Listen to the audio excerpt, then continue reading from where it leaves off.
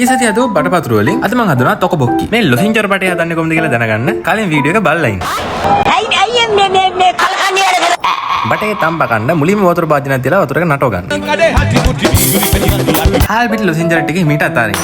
දැන් පේර කොටු දෙකක් අරන් එහාට මෙහාට ගන්න ගුලි ටික ඇලවෙන්නේ නැති වෙන්න. කට්ටිය ගෑ ගන්නවා මම මේ වීඩියෝ එක සතියකින් දානවා කිව්වා. Absolutely not. අනේ වන්නම් මතක නැහැ මේකක් කිව්වා. Not me.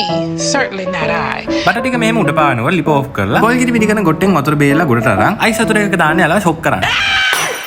ඊගා වරිය ඔප්ෂන්. සොසේජස් පැලව ටිකක් තමයි දාන්න තු බැද්ද නම් හොඳයි. සෝස් එක හදන්න මුලින්ම තෙල් පොඩ්ඩක් දාන්න. තල තෙල් තියෙනවා නම් හොඳයි. නැත්නම් ඉතින් පොල් තෙල් පොඩ්ඩක් දාන්න. ලුණු සුදු ලුණු තෙලේ පැදගෙන වතුර මේ ගානට දාලා සෝයා සෝස් අත වෙවුලුණු තරමට දාගන්න. සීනි හැන්දකුයි මිරිස් කුඩු හැන්දකුයි මේ රතු බර පෙට්ටියෙන් හැඳි දෙකක් දාන්න. මේක දාන එක නම් ඔප්ෂනල්. හැබැයි ඉතින් රහ පොඩ්ඩක් විතර වෙනස් වෙයි. ඒ වුණාට හදලා ඉවරුනාම රහ අවුවට තැම්පිච්ච අච්චාරු හොද්දක් වගේ නම් වැඩේ හරි. ඊට පස්සේ බොක් ටොක්කි ටික දාලා පොඩ්ඩක් නටවන්න. සොචේජස් ටිකත් එහෙම එකතු කරලා පොඩ්ඩක් කූරු ගන්නකොට අපි අච්චාරු හොද්ද පොඩ ගණන් ගන්න පටන් ගන්නවා. ඔයාලා කැමති නම් තඹව බිත්තර මේ කුඩින් තියාගන්න පුළුවන්. බැරනම් පොලොස් මැල්ලුම් හරි දාගන්න මට කමක් නැහැ. මම දන්නේ නැහැ කොරියන් මිනිස්සු වෙයි මෙච්චර තලයට කන්නේ කියලා. සමහරක් විට ඒගොල්ලෝ ඇට කන්න ආස ඇති.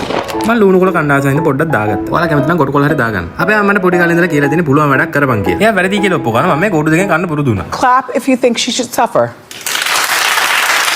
කියලා කාලා බලමු මේක රහයිද කියලා.